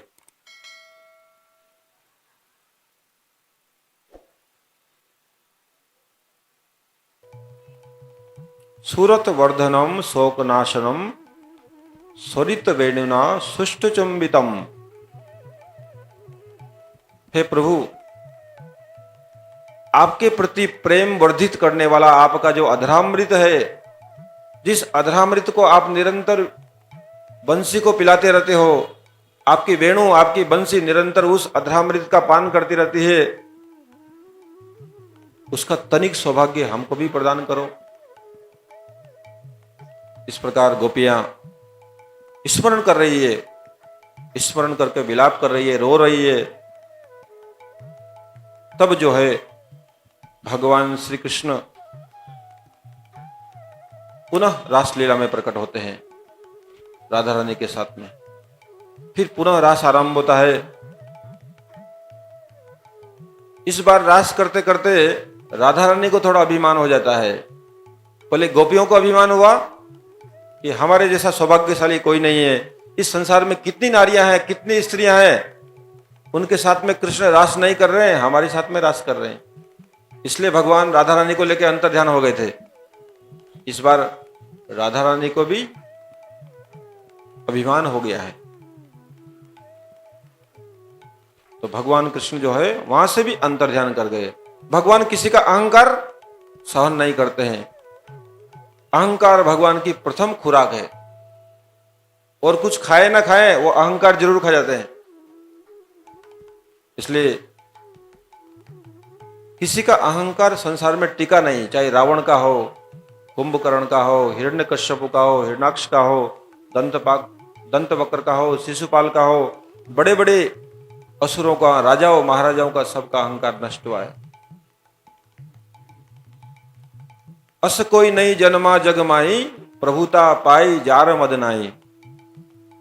इस संसार में ऐसा कोई पैदा नहीं हुआ जिसको प्रभुत्व मिलने के बाद में, आधिपत्य मिलने के बाद में, ऐश्वर्य मिलने के बाद में, बड़ा पद मिलने के बाद में थोड़ा बहुत तनिक भी अहंकार ना आया हो।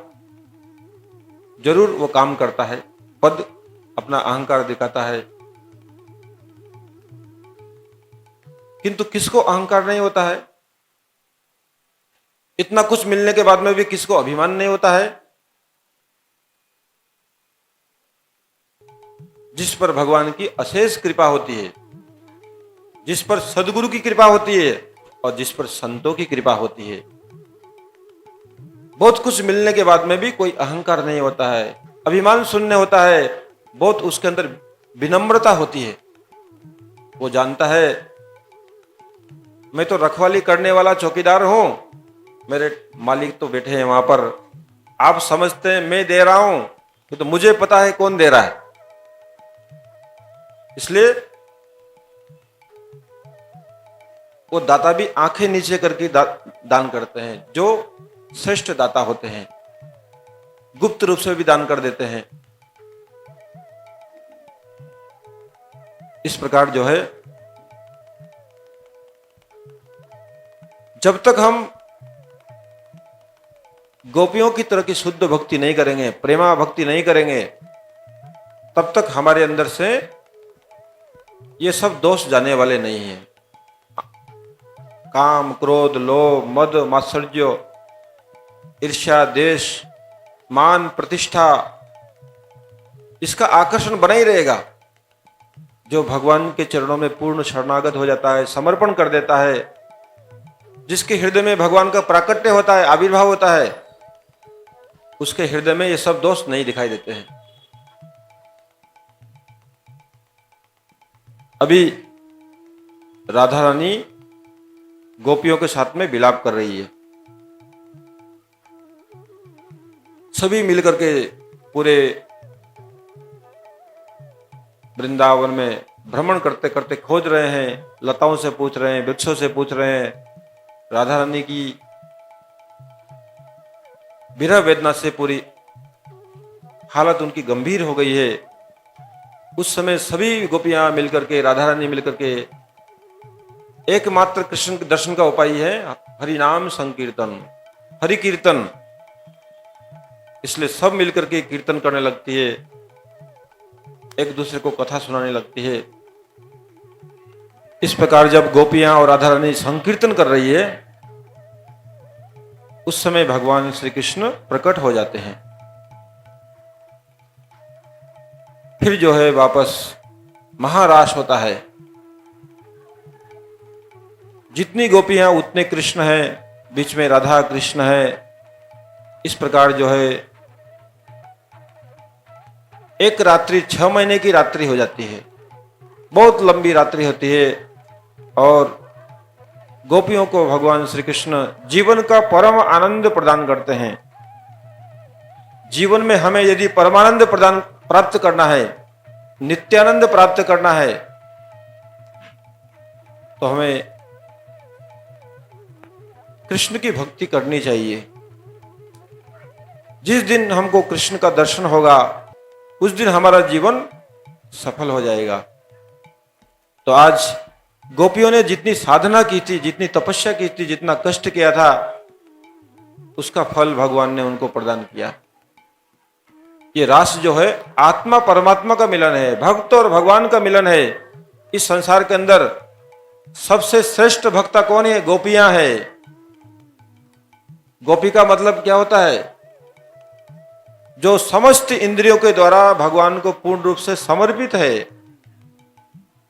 शरीर के द्वारा, मन के द्वारा, वाणी के द्वारा, आत्मा के द्वारा जिन्होंने अपने आप को कृष्ण के चरणों में समर्पित कर दिया है, और जो दिन रात भगवान श्री कृष्ण का सुखानुसंधान करती है, भगवान को सुखी करने का प्रयास करती, उनकी हर क्रिया भगवान के सुख के लिए है, वो गोपी है।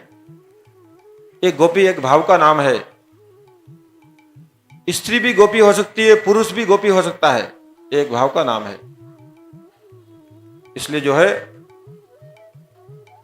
भगवान के प्रति, भगवान श्री कृष्ण के प्रति प्रेम की चरम पराकाष्ठा,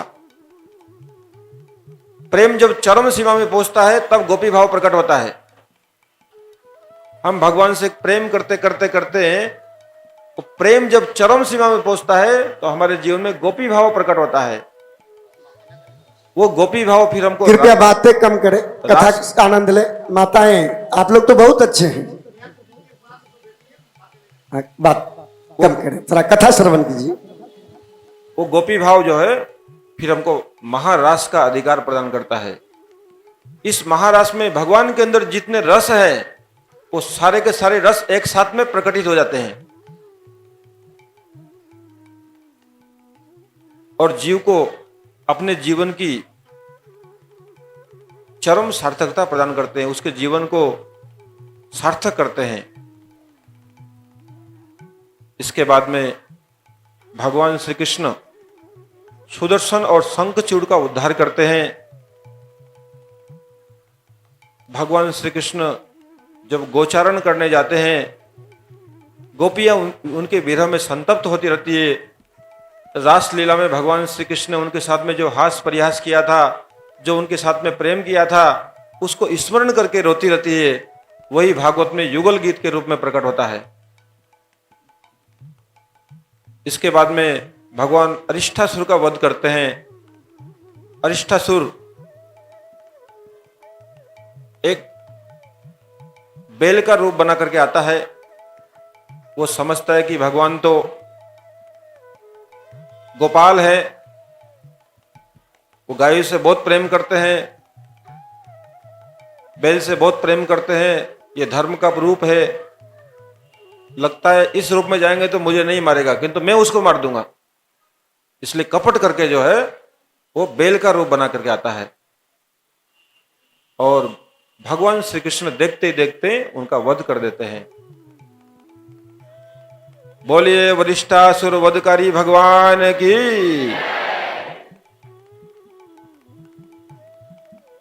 इसके बाद में भगवान केसी दैत्य का उद्धार करते हैं। केसी दैत्य घोड़े का रूप बना करके आता है और भगवान को बार बार लात से मारता है। भगवान उस केसी दैत्य को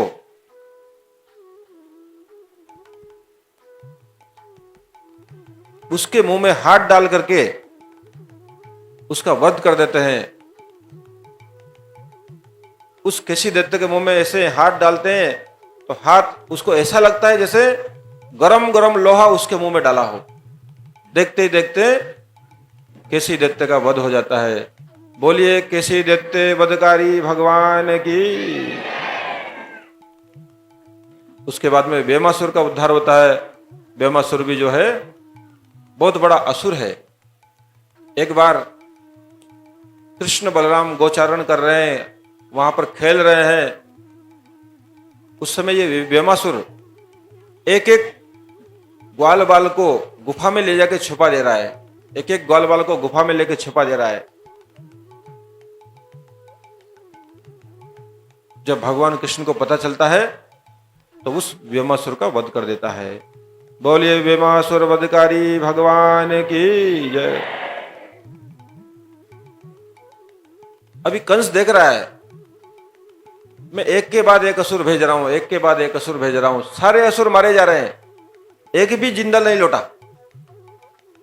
पूतना से लेकर के ये बेमासुर तक लगभग 20-25 असुर भेज दिए, एक भी असुर लौटता नहीं है। अपने मंत्रियों से मंत्रणा करते हैं क्या किया जाए। आपने ही तो हमको बुद्धि दिया था, पूतना को भेजो, अगासुर को भेजो, बकासुर को भेजो, तृणावर्त को भेजो, सकटासुर को भेजो। आपके परामर्श के अनुसार मैंने सब काम किया, किंतु उस छोटे से कृष्ण को कोई मार नहीं पा रहा है। अब क्या किया जाए।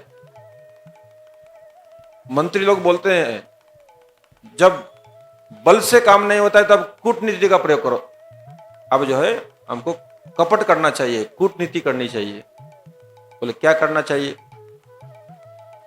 अभी कृष्ण को यहां लाना चाहिए, यहां ला करके हम लोग अपना बुद्धि बल से उनको मार डालेंगे।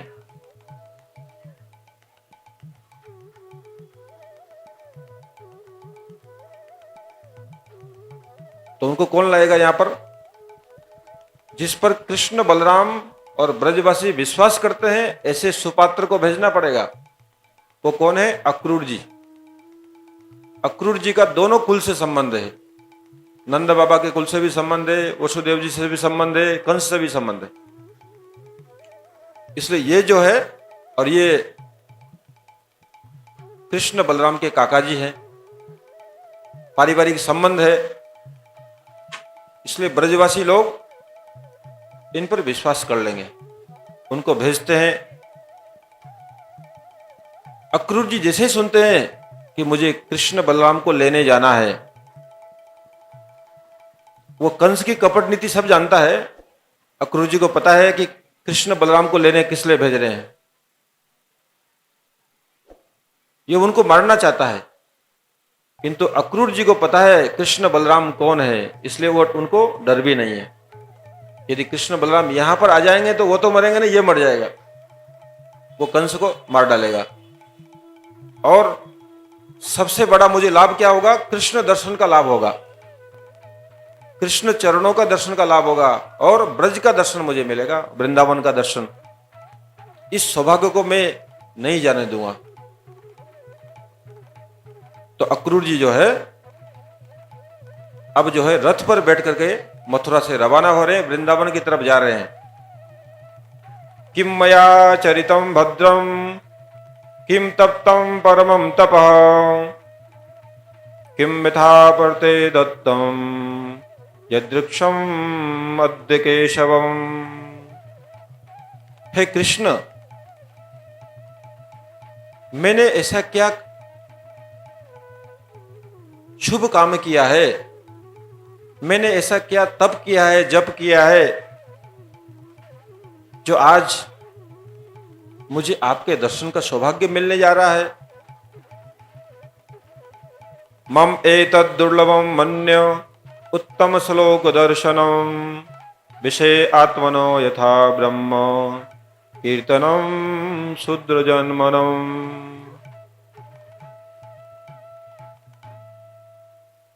मैं एक विषयी लोग हूं, मैं भोगी हूं, मैं हमेशा आपको भूला ही रहता हूं, फिर भी मुझे आपके दुर्लभ चरणों का दर्शन प्राप्त होगा, ये मेरा परम सौभाग्य है, ये आपकी अहितु की कृपा है। इस प्रकार जो है अक्रूर जी कृष्ण का चिंतन करते करते जा रहे हैं और मन में सोच रहे हैं कि क्या कृष्ण बलराम मुझे प्रेम करेंगे, मुझे आदर करेंगे, मुझे काका बोल के बुलाएंगे, या कंस का अनुचर देख करके मेरा त्याग कर देंगे, मुझसे बात भी नहीं करेंगे। ऐसा उनको मन में संदेह हो रहा है कि क्या मुझे कृष्ण कृपा करेंगे, कृष्ण का प्रेम मुझे मिलेगा, या कृष्ण मुझे कंस का दूत समझ करके मुझसे बात नहीं करेगा, मेरे साथ आने के लिए मना कर देगा।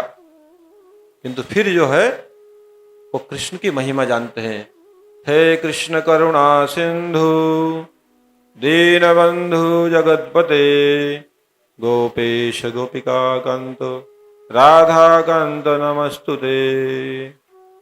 हे कृष्ण, आप दया के सागर हैं, करुणा के सागर हैं, आप कृपा नहीं करेंगे तो कौन कृपा करेगा। मेरे जैसे अधम पर, पतित पर आपको अवश्य ही कृपा करनी है। मुझे अपने चरणों में स्थान दीजिए, मुझे अपना बनाइएगा, मेरा त्याग मत कर दिया। यदि आप मेरा त्याग करते हैं तो इस संसार में मेरा उद्धार करने वाला कोई नहीं है। अक्रूर जी इस प्रकार जो है कृष्ण चिंतन करते हुए जा रहे हैं। अब वो वृंदावन में पहुंच गए हैं। पदानि तस्य अखिल लोकपाल कीटजुष्टम अमलपादरेणो ददर्श गोष्ठे क्षिति कौतुकानि विलक्षितानि अजं अंकुशादि। जैसे अक्रूर जी ब्रज में प्रवेश करते हैं, सबसे पहले अक्रूर जी को भगवान के चरण कमलों का दर्शन होता है। जिस ब्रज में वो भ्रमण करते हैं, भगवान के चरणों में जो ध्वज, अंकुश, वज्र इत्यादि के जो चिन्ह होते हैं वो उनको दिखाई पड़े। चरणों का दर्शन करते ही वो चरणों को प्रणाम करते हैं, वहां की धूलि अपने मस्तक पर धारण करते हैं। अभी मुझे विश्वास हो गया कि कृष्ण मेरे ऊपर कृपा करेंगे, क्योंकि भगवान के चरणों का दर्शन प्रथम हो गया, ये शुभ लक्षण है। तद्दर्शन अल्लाद विवृद्ध संभ्रम प्रेमण ऊर्धम रोमाश्रुकला कुलक्षण रथा तव कंदस तेस्तु चेष्टत प्रभो अमुनि अंग्रशो इति।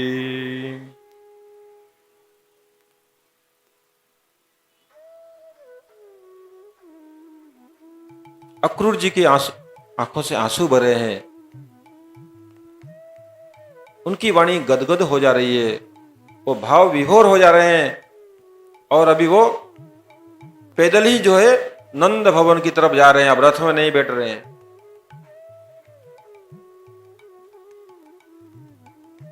वृंदावन को बार बार दंडवत कर रहे हैं, प्रणाम कर रहे हैं। हे वृंदावन धाम,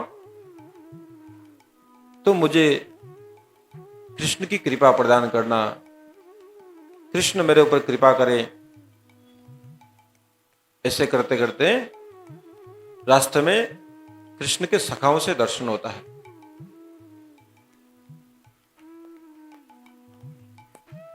ग्वाल बाल से पूछते हैं, नंद बाबा का घर कहां पर है। सब लोग उनको नंद भवन में ले जाते हैं। नंद बाबा अक्रूर जी का बहुत स्वागत करते हैं, सत्कार करते हैं और उनको घर में बैठा करके बहुत प्रेम से बात करते हैं। कृष्ण बलराम भी उनके नजदीक आ जाते हैं। भगवान आज अक्रूर जी की सब इच्छाएं पूरा करते हैं। अक्रूर जी से बहुत प्रेम से बात करते हैं, अपने हृदय की बात करते हैं, कुशल वार्ता पूछे हैं, काका जी आप अच्छे हैं तो आपका जीवन आनंद में चल रहा है, हम सब आपकी क्या सेवा कर सकते हैं। इस प्रकार जो है कृष्ण बलराम उनके चरण दबा रहे हैं, सेवा कर रहे हैं। इस प्रकार जब थोड़ी रात्रि होती है तो अक्रूर जी अपने आगमन का कारण बताते हैं। मैं यहां पर महाराजा कंस के दूत के रूप में आया हूं, मुझे उन्होंने प्रेरित किया है कि आप यहां पर एक यज्ञ होने वाला है, धनुष यज्ञ, उसका दर्शन करने के लिए कृष्ण बलराम को लेकर के आइए, इसलिए मैं यहां पर आया हूं। जैसे ही नंद बाबा यशोदा मां के कान में पड़ता है कि कृष्ण बलराम को लेने आए हैं, नंद बाबा को पता है कंस कौन है, यशोदा को भी पता है। ये कंस के अत्याचार से हम लोग त्रसित हो गए हैं, इसका मन अभी तक भी नहीं भरा है। ये कंस इतना दुष्ट है, हमारे पुत्र का वृंदावन में कुछ बिगाड़ नहीं पाया है, अब उनको मथुरा बुला रहा है। यशोदा मां की आंखों से आंसू बहने लगे, नंद बाबा रोने लगते हैं। अक्रूर जी समझाते हैं, हे नंद बाबा आप मत रोइए, आपका कृष्ण भगवान है, वो कोई सामान्य बालक नहीं है। इस ब्रज के अंदर ही कितने बड़े बड़े असुरों का विनाश किया है, उसका कोई कुछ नहीं बिगाड़ सकता है, वो त्रिभुवनपति है। नंद बाबा बोलते हैं भगवान होगा तुम्हारे लिए, हमारे लिए तो मेरा लाला है। यशोदा भी ऐसा ही बोलती है, ये मेरा लाला है, इसके रक्षक हम हैं, हम इसका पालन करते हैं, हम इसको खिलाते हैं, पिलाते हैं, सुलाते हैं। हमारे बिना ये कैसे जिएगा, इसको खाना तक नहीं आता है, कैसे खाना है आज दिन तक इसको पता नहीं है, कौन सा आगे खाना है कौन सा पीछे खाना है इसको पता नहीं है, कभी अपने हाथ से अभी तक खाया नहीं इसने, ये हमारे बिना कैसे जिएगा। पूरी रात्रि यशोदा मां नंद बाबा रो रहे हैं। सुबह जब ग्वाल बाल को पता लगता है, गोपियों को पता लगता है, वो भी जो है कृष्ण के विलाप में सब रोने लगते हैं। कृष्ण बलराम सबको समझाते हैं कुछ नहीं होगा, मैं सब ठीक कर दूंगा, आप लोग निश्चिंत रहिए। आज दिन तक मेरे ऊपर जितने संकट आए हैं, आप लोग के ऊपर जितने संकट आए हैं, हर संकट का समाधान हुआ कि नहीं हुआ? हुआ है। आप ही ने इंद्र की वृष्टि से हमारी रक्षा की थी, आप ही ने काले नाग से हम लोग को बचाया, आप ही ने अगासुर पूतना इत्यादि से हमको बचाया। तो इतना जब मैं कर सकता हूं तो ये भी कर दूंगा, उसमें क्या चिंता है। आप लोग निश्चिंत हो जाइए, कोई अपने अंदर संदेह मत पालिए। फिर भी ब्रजवासियों का मन नहीं मानता है, क्योंकि उसको अपना समझते हैं, प्रिय समझते हैं।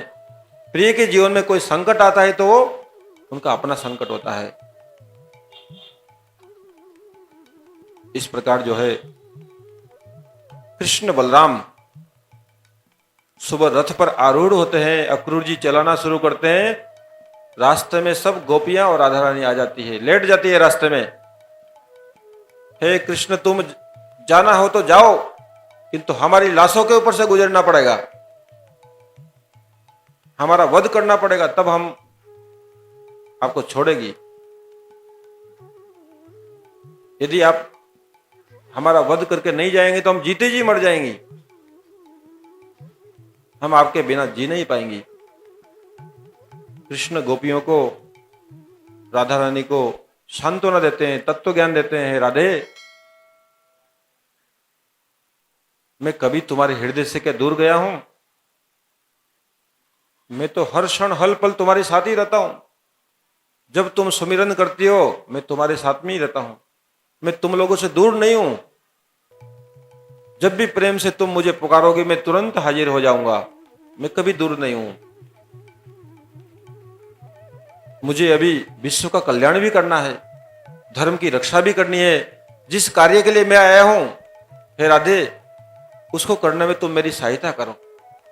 तुम आज मुझे अपने प्रेम में जकड़ लोगी, मुझे नहीं जाने दोगी, तो जिसलिए मेरा अवतार हुआ है वो अवतार सफल नहीं होगा।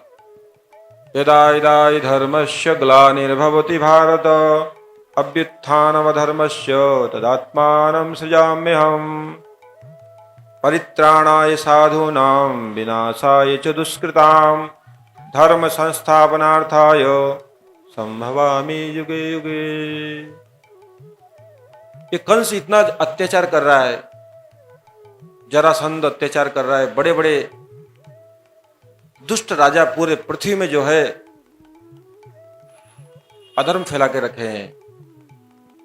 इस अधर्म को मुझे ही तो दूर करना है, मुझे ही तो धर्म की स्थापना करनी है, मैं ही तो संतों की रक्षा करने आया हूं।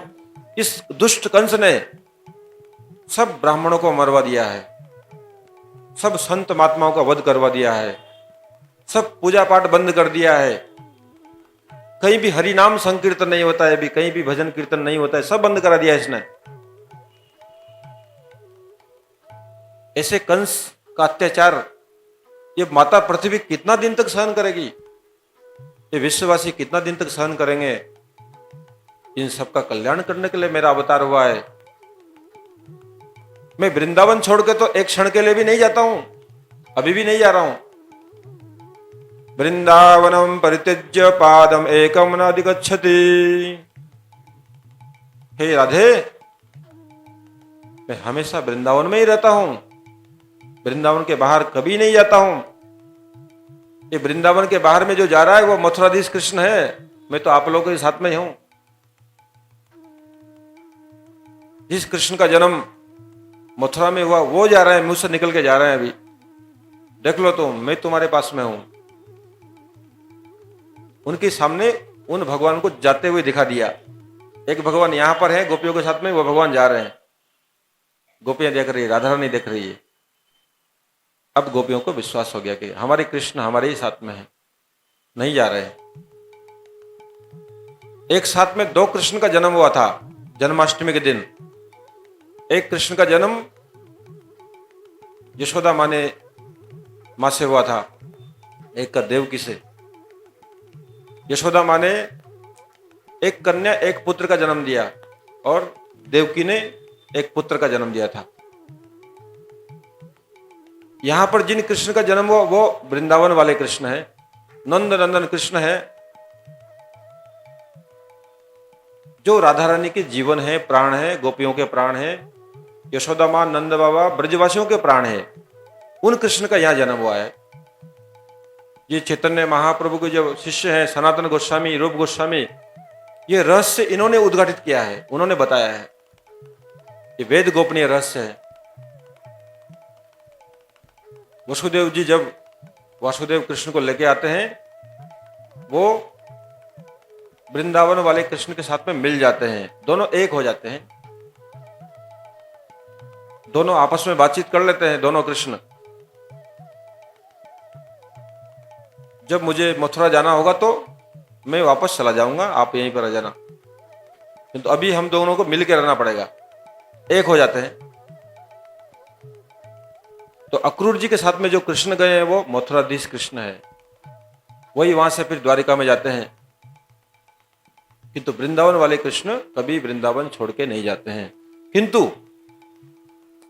विरह में भगवान की याद ज्यादा आती है, विरह में भगवान से प्रेम ज्यादा होता है, इसलिए थोड़ा आभास भगवान ने जरूर करा दिया कि मैं थोड़ा दूर भी हूं, पास भी हूं। इसको बोलते विप्रलंब रस। भगवान जब तक वृंदावन में थे वो संभोग रस था, वो मिलन का रस था। भगवान कृष्ण जब वृंदावन से मथुरा चले गए, उस समय से गोपियों का विरह आरंभ हो गया। उनकी आंखों से आंसू सूखते नहीं थे। चैतन्य महाप्रभु बोलते हैं, युगायितम निमेषेण चक्षुषा प्रविशायितम शून्यायितम जगत सर्वम गोविंद विरहेण में नयनम गलदश्रुधारया वदनम गदगद रुद्रया गिरा पुलके निचितम वपु कदा तव नाम ग्रहणे भविष्यति। चैतन्य महाप्रभु बोलते हैं, कृष्ण तुम्हारे विरह में एक एक क्षण मुझे एक युग के समान प्रतीत हो रहा है। आपके विरह में मेरी आंखें वर्षा ऋतु के समान हो रही है। यह अवस्था गोपियों की थी। उसी राधा भाव को लेकर के चैतन्य महाप्रभु का अवतार हुआ है। कृष्ण विरह में रोने वाली राधा बनकर के चैतन्य महाप्रभु आए हैं। इसलिए सारा जीवन कृष्ण के विरह में केवल रोए हैं, उनकी आंखों से दिन रात आंसू बहे हैं। जो भगवान के लिए रोता है तब भगवान उस पर कृपा करते हैं। इसलिए जो है भक्ति मार्ग में सबसे पहले पुरुषार्थ साधन, हमारे अंदर जितनी शक्ति है उतनी साधना कर लेनी चाहिए, उसमें कोई आलस्य नहीं करना चाहिए। उसके बाद में पुकार, पुरुषार्थ पुकार, फिर दिन रात रोना है भगवान के लिए, आंखों से आंसू बहने चाहिए। कब आपकी कृपा होगी, कब कृपा करेंगे, कब दर्शन देंगे। इसके बाद भी भगवान कृपा नहीं करते हैं, तब क्या करना है, प्रतीक्षा। तब केवल फिर वेट करना पड़ता है, बस प्रतीक्षा। अपना पुरुषार्थ चलता रहता है, साधना चलती रहती है, आंखों से आंसू बरसते रहते हैं, तब भी कृष्ण का दर्शन नहीं होता है, तब भी कृष्ण नहीं आते हैं। तो क्या करना पड़ता है, ओनली वेट, इंतजार, प्रतीक्षा करनी पड़ती है। जैसे सबरी ने प्रतीक्षा किया, 8 साल से गुरुजी ने साधना आरंभ कराई। एक बात उनको बोल दिया, हे सबरी, इसी आश्रम में एक दिन भगवान श्री राम और लक्ष्मण आएंगे, उनका स्वागत तुमको करना है, उनकी सेवा तुमको करनी है। मेरे इतने बड़े बड़े शिष्य हैं, इतने सारे शिष्य हैं, किंतु कोई उन राम लक्ष्मण की सेवा का अधिकार नहीं पाएगा, कोई नहीं कर पाएगा। क्यों? सबके अंदर ज्ञान का अहंकार है, पांडित्य का अहंकार है, अपने को बड़ा भक्त समझते हैं। किंतु तुम शूद्र कुल में जन्म लिए हो, इसलिए तुम्हारे अंदर एक दैन्य है। सबरी महारानी क्या बोलती है, अधमत अधम अधमति नारी तीन माह में मति मंद अघारी। जिस सबरी को भगवान राम नवदा भक्ति का स्वरूप बोल रहे हैं, आप नवदा भक्ति स्वरूप ही नहीं हो, आप वंदनीय हो, आप पूज्य हो, आप इतनी वंदनीय हो कि आपका गुणगान मैं करता हूं। उस नवदा भक्ति का गुणगान अक्सर भक्त भगवान का गुणगान करते हैं, आज भगवान भक्त का गुणगान कर रहे हैं। प्रथम भगति संतन कर संगा दूसरी रति मम कथा प्रसंगा। इस प्रकार जो है सबरी महारानी की स्तुति कर रहे हैं भगवान राम। भक्त होना है तो ऐसा भक्त होना चाहिए, विदुर जी के जैसा भक्त। दुर्योधन को मेवा त्याग्यो साग विदुर गर खायो, ऐसे प्रेम पुजारी प्रभु जी भक्तन के मन भायो। विदुर और विदुरानी के पास में क्या था, एकमात्र कृष्ण प्रेम था। उस कृष्ण प्रेम ने दुर्योधन का 56 भोग छोड़ने के लिए बाध्य कर दिया, और एक विदुर जी की छोटी झोपड़ी में आकर के भगवान केले का छिलका खाते हैं, साग भात खाते हैं। इसलिए भगवान दीनता से रिझते हैं, अहंकार से नहीं। भगवान आत्मसमर्पण से रिझते हैं। इस प्रकार जो है भगवान की यदि प्रेमा भक्ति होती है